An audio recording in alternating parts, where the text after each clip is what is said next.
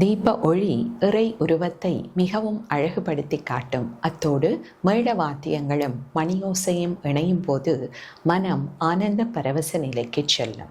கற்பூர ஆராதனையின் போது கற்பூரம் எந்தவித சுவடுகளையும் விட்டு செல்லாமல் முற்றுமுழுதாக காணாமல் போய்விடுகின்றது.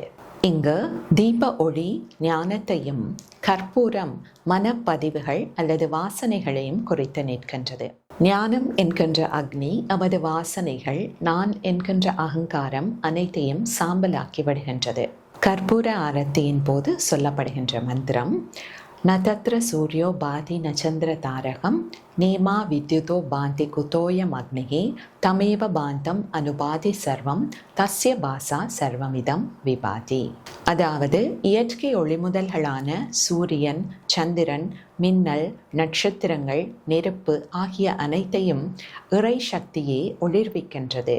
அதே இறை தத்துவம் எம்முள்ளும் இருந்து புத்திக்கு அதிபதியான சூரியனையும், மனதுக்கு அதிபதியான சந்திரனையும், வாக்குக்கு அதிபதியான அக்னியையும் வென்று அனைத்தையும் ஒளிர்பெறச் செய்கின்றது. நன்றி.